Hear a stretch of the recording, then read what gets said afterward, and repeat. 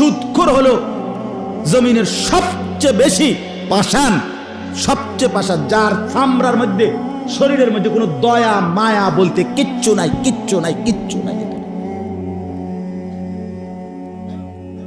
কিচ্ছু নাই।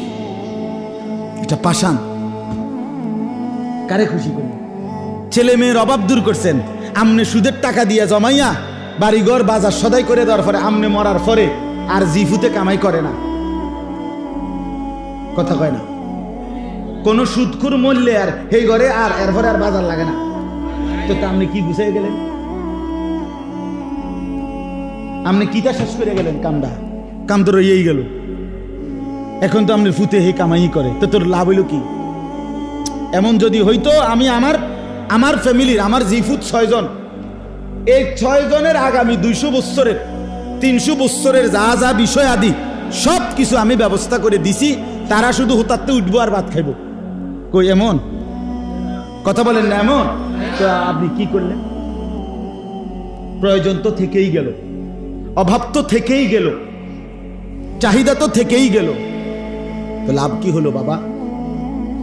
লাভ কি হলো? 4 কোটি টাকার বাড়ি, আমি গিয়া দেখছি বাথরুমের সিটকারির মধ্যে শুধু বল্টুটা না,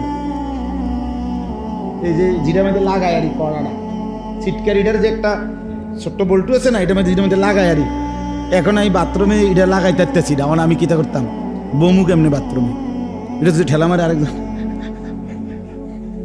পরে এটার ভিতরে একটা বালতি আছে, বালতির মধ্যে পানি ফুরেছি, পুরাইয়া বালতি দিয়া মানে দরজা এটা ঠেলা দিয়া তো সাইরা, এরপরে বাইরিয়া কইলাম ভাই এর নাম দুনিয়া, বল্টু থাইকা যায়।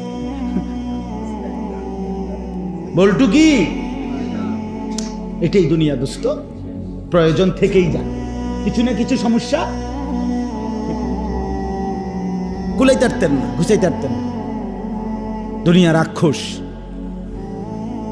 দুনিয়া রাক্ষস, দুনিয়া রাক্ষস, এটা শুধু গিলে আবার হা করে। আল্লাহ আমাদেরকে বুঝ দান করেন।